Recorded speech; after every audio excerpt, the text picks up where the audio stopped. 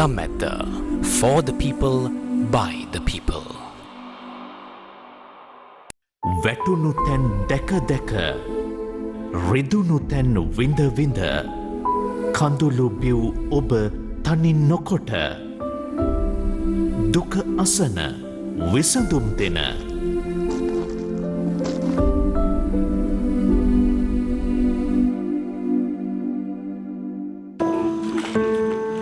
ගම්මැද්ද ගෙයින්ගෙට කණ්ඩායම අද හෙටම ඔබේ ගමටත්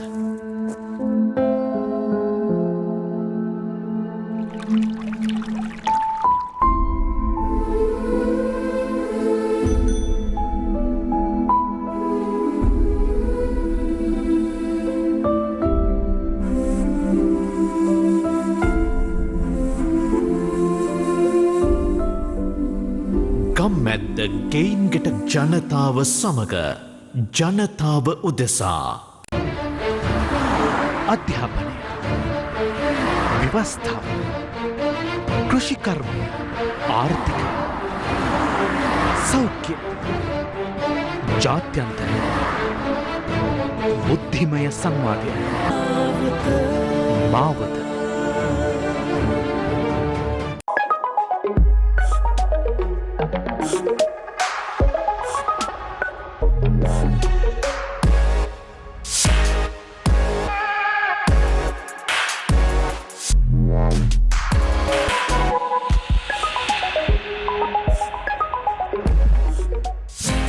TV1 රැස් විහිදෙන ජීවිතේ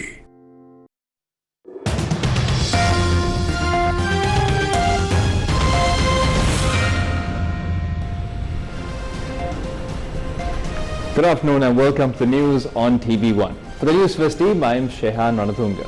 First up, let's take a look at your headlines. Supreme Court grants leave to proceed with 2 fundamental rights petitions filed seeking an immediate inquiry into the economic crisis and those responsible for it. 20-point proposal from the Samagi Janabalavegaya to revive Sri Lanka. UNHRC resolution to affect proposed IMF bailout and GSP Plus scheme. A statement from the Minister of Justice. Sapugaskanda refinery to temporarily cease operations from today. කිසිම හිඟයකින් තොරව මේ කාලේ පවත්වාගෙන ආපු විදියටම ඉන්ධන ටික අපිට නිකුත් කිරීමේ හැකියාව තියෙනවා. Privilege issue leads to tense situation in Parliament. Now on to your top story. Sri Lanka's Supreme Court sent a powerful message that it is prepared to directly intervene in the country's dire economic crisis and hold those responsible to account. Now, a 5-judge bench of its most senior justices granted leave to proceed against former President Gotabaya Rajapaksa, former President Mahinda Rajapaksa, former Finance Minister Basil Rajapaksa and 36 other very senior government officials. The bench comprised Chief Justice Jayantha Jayasuriya and Justices Bovaneka Aluihara, Muthu Fernando, Vijit Malalgoda and LTB Dehidenia. The 3 civil society petitioners are Dr. Mahim Mendis, Dr. Atulusiri Samarakun and Dr. Nevis Moraes. Their fundamental rights petitions are seeking an immediate inquiry into officials whom they have accused of adopting reckless economic decisions without proper assessment and being directly responsible for the bankruptcy of the country and the dire hardships of the people. The petitions are taken up again, the petitions are to be taken up again on the 9th of January 2023. Now, other former and present officials named as respondents include the entire former cabinet of ministers, the current foreign minister Ali Sabri, who was formerly finance minister, former central bank governors Professor W.D. Lakshman and Ajit Nibad Cabral, as well as former finance secretary S.R. Artigala, former secretary to the president P.B. Jayasundara and members of the monetary board of the central bank at the time. For all the details from the court proceedings, do log on to award-winning website Newsfirst.lk. Now in other news, operations at the Sapugaskanda refinery will be halted once again from today.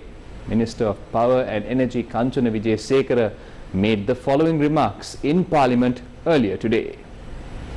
අද දවසේ අපිට තීන්දුවක් ගන්න සිද්ධ වෙනවා සපුගස්කන්ධ පිරිපහදුව නැවත වතාවක් වසා දමන්න අපිට තීන්දුව කරන්න සිද්ධ. We have had to take a decision to halt operations at the Sapugaskanda refinery once again.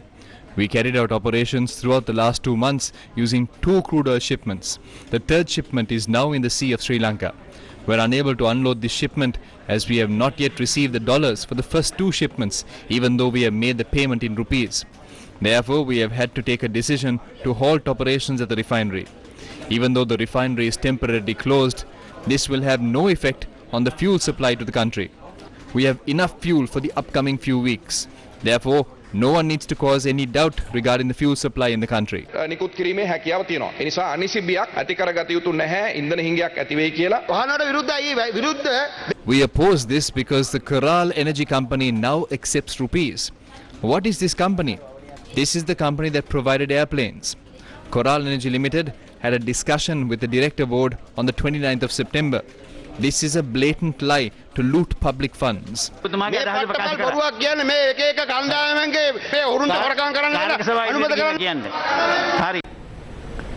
in other news, Minister of Justice Dr. Vijayadasa Rajapaksa says the latest resolution adopted on Sri Lanka at the UN Human Rights Council would have an effect on the proposed IMF bailout as well as the GSP Plus concession.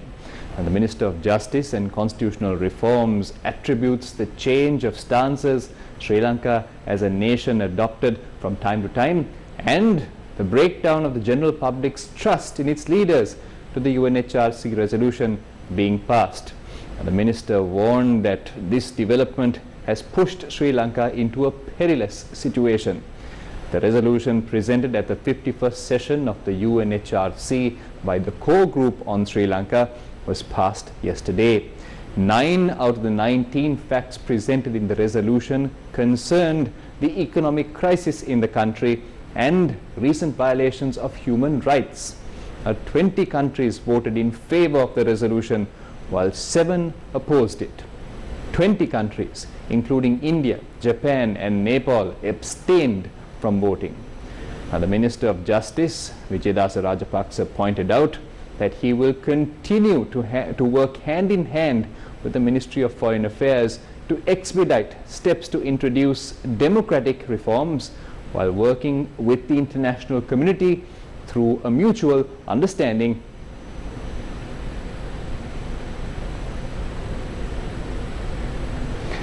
Now in other news, National People's Power parliamentarian Dr. Harini Amarasuriya says that the results of the vote for the resolution on Sri Lanka at the United Nations Human Rights Council show how much support the present government has from the international community.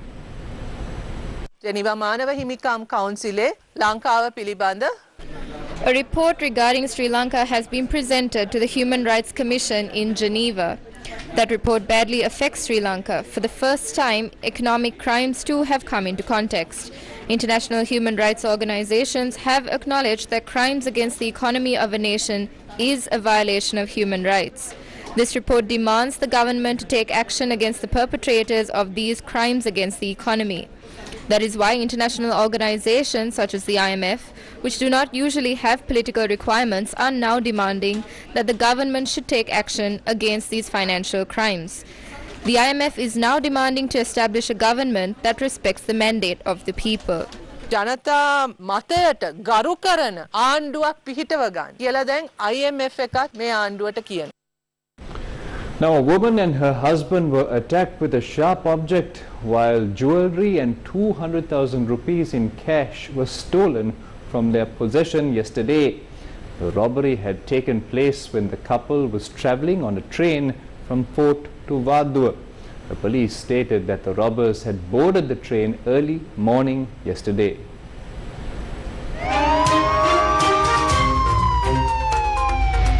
Crime Watch. The robbers had attacked the husband using a sharp object, stolen 200,000 rupees in cash and jewelry, and exited the train from Angulana. One of the suspects was arrested by the police when he was trying to flee the area. It was reported that he is a resident of Moratuwa and was a drug addict. Police stated that the husband's hand was injured during the attack. The victim was later admitted to the Panadura hospital. Police stated that the couple had travelled from Mana to purchase a three-wheeler from Moratuwa. Crime Watch. The police special task force has arrested a couple who had reportedly aided the suspects of the Minuangoda triple homicide to escape the scene of the crime. It was revealed that the couple had paid for the three-wheeler the suspected murderers were travelling in. It was also reported that one of the individuals who were arrested provided the murderers with a mode of transportation to flee from the scene of the crime. A father and his two sons were the victims of the brutal murder that took place in Minuangoda.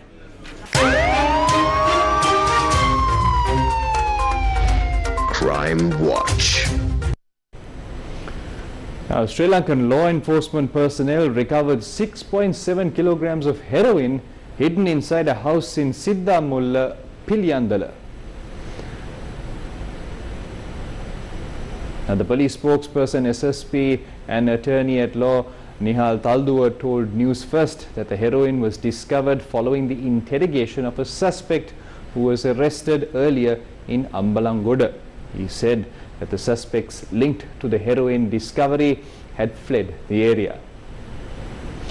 Now, in other news, a protest was carried out in Kanduruwella, Polonnaruwa, demanding the government to end its state-sponsored suppression and for the immediate release of Wasantha Mudalige and the other student activists who have been detained by the government. The protesters emphasized that Wasantha Mudalige and other student activists have been detained for 50 days and they demanded for the activists to be released.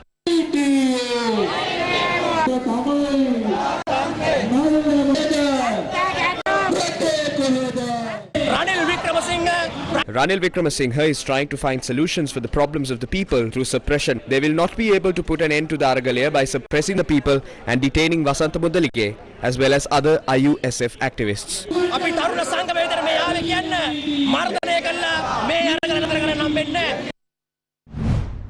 They have issued a gazette trying to silence state sector employees. They have also introduced a circular to monitor social media activity because they need to stop the doctors and teachers from taking to the streets. They are trying to shut our mouths.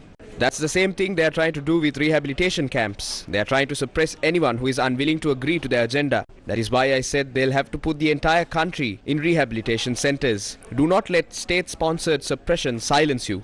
We need to speak up to earn our rights. Now,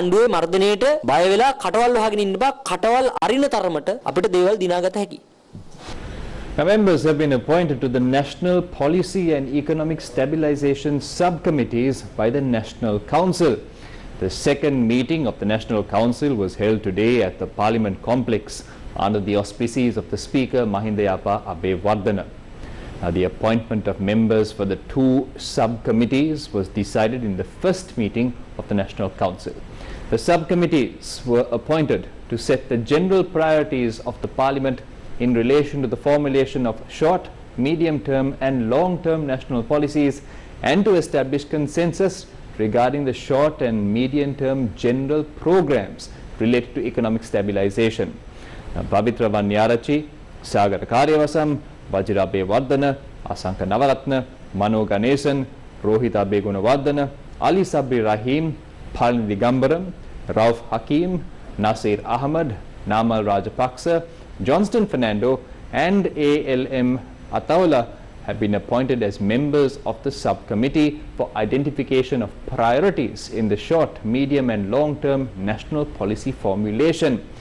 The Parliamentary Communications Department said that the members appointed to the subcommittee for identifying short and medium-term programs related to economic stabilization are Sivanaseture Chandrakantan, Vajira Abewardana, Asanka Navaratna, Richard Badudin, Palani Digambaram, Patli Champika Ranavaka, Sisira Jayakodi, M. Rameshwaran, Mano Ganeshan, Tiran Alas, Nasir Ahmad and ALM Ataula.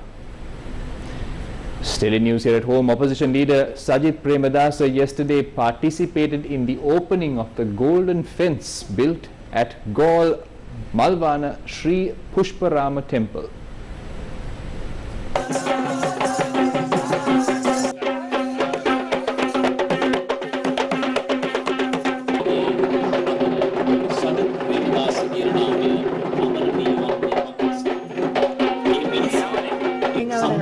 මන්දිරය වන්දනා කිරීමෙන් අනතුරුව මේ පැමිණ සිටින දේශපාලන වංශ කතාවක පහුගිය කාලේ බොහෝ දෙනා Some people portrayed themselves as true Buddhists and used that self-portrayal to emerge into positions of power, completely betraying Buddhism and destroying Buddhist values in the country. The people were fooled, and that ended up with the country becoming bankrupt and the government passing that burden onto the shoulders of the general public. They have successfully managed to increase the electricity bills from 5,000 to 55,000 rupees. The Constitution of Sri Lanka clearly states that Buddhism must be protected, but that is not what's happening here. We have done our part to uplift Buddhism in the country, and we will continue to do so. In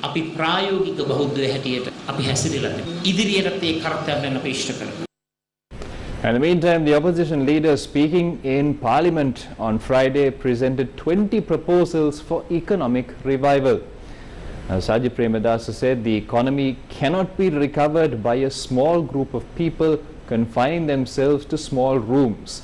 He said the government must visit the people and understand their woes and the destruction that has been caused.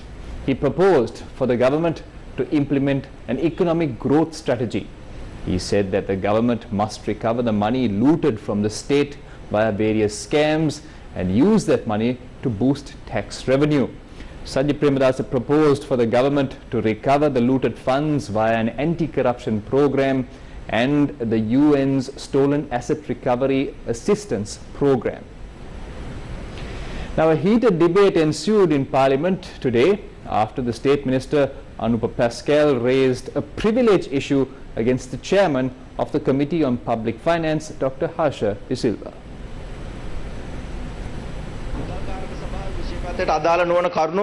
We need to highlight the arbitrary action of the chairman of the Committee on Public Finance to consider matters that do not fall within the purview of his committee. 1. Calling for a report from the Auditor General regarding the coal tender and conducting an inquiry without taking into account the ideas of other members.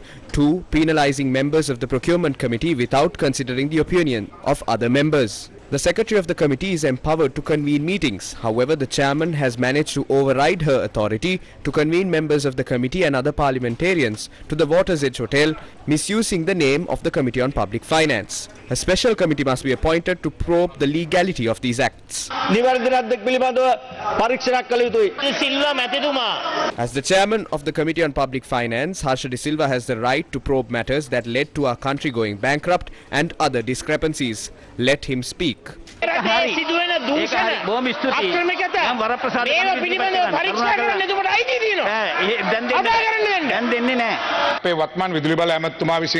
Based on request by the Minister of Power, this was probed by the Committee on Public Finance since the Committee on Public Enterprise had not been appointed then. We do not deny it. COPE will conduct a thorough investigation into it.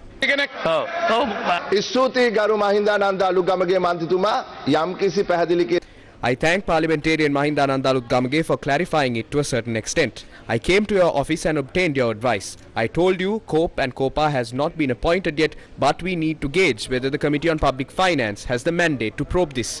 Thereafter, you told me to move forward with it. I spoke to the Assistant Deputy Secretary and got an idea on what powers this committee has. I obtained his approval for it. Just because you are given a ministry, do not make a scene here without a proper understanding.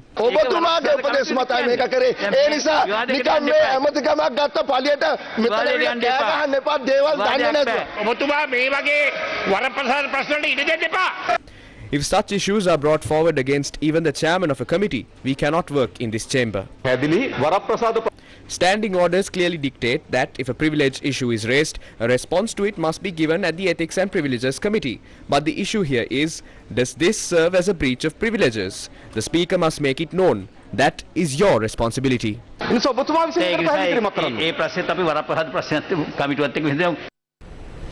today is day 3 of the 6th edition of the Gammadda Door-to-Door program, and the Gammadda teams were deployed across 3 districts today as well. Gammadda Door-to-Door. The Gammadda teams engaged in the door-to-door program are currently based in the Jaffna, Matale and Kalutara districts. The team in the Kalutara district visited the Tebura West village in the Dodanggoda divisional secretariat. This village is constantly flooded due to the effects of the Kalu River. Villagers state that these are results of illegal constructions that obstruct the waterways. They further added that this is the result of negligence by authorities. Gammadda teams are also in the Jaffna district. An issue faced by most villagers in the area is the lack of access to clean drinking water. A water purification project commenced 5 years ago. However, it was not completed.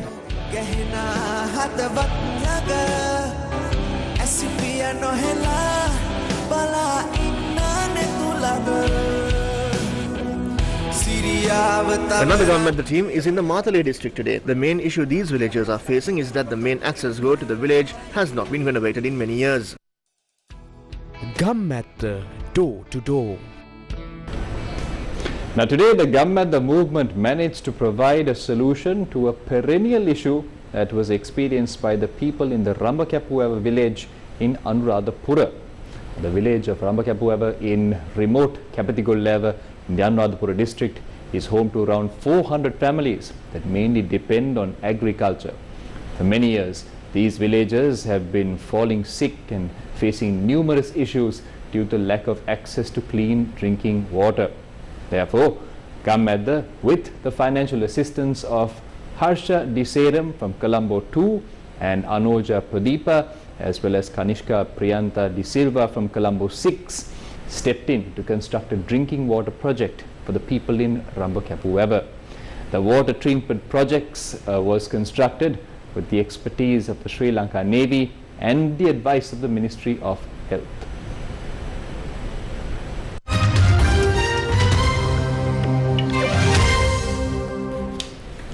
Now some news overseas. A prize for peace in a time of war. Who will win Friday's coveted Nobel? The winner of the Nobel Peace Prize will be announced at 11 a.m. local time on Friday in Oslo, Norway. Now, the Peace Prize is one of 6 awards established by Swedish chemist and inventor of dynamite Alfred Nobel in 1895. The prize is considered the most expansive in its recognition, given that it awards people who have conferred the greatest benefit to humankind. The other 5 recognized contributions in literature, physics, chemistry, physiology or medicine, and economic sciences. The winner is selected by the 5-person Norwegian Nobel Committee, which is appointed by Norway's parliament. Among those who have been nominated by Norwegian lawmakers, and some favorites to win are Ukrainian President Volodymyr Zelensky, Belarusian opposition politician Svetlana Tsarnaoy, and who has been living in exile since 2020, and Russia's jailed opposition leader and anti-corruption activist Alexei Navalny has been a key figure in fighting for democratic reform.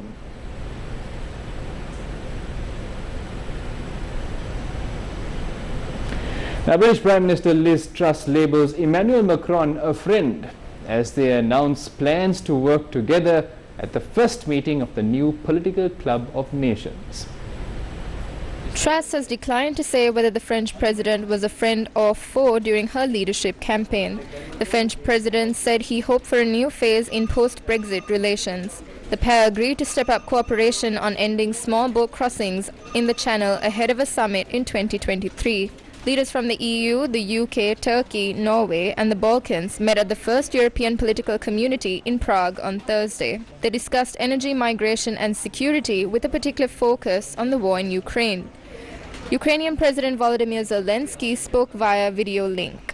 These developments came into play amidst the UK and French clashes over several issues in recent years, including migrant boats crossing into the Channel, a military pact between Britain, the US and Australia, and Brexit measures involving Northern Ireland. And that's it from the news for now, but thank you for watching. For the Newsfirst team, I'm Shehan Ratunga. Have yourself a great day.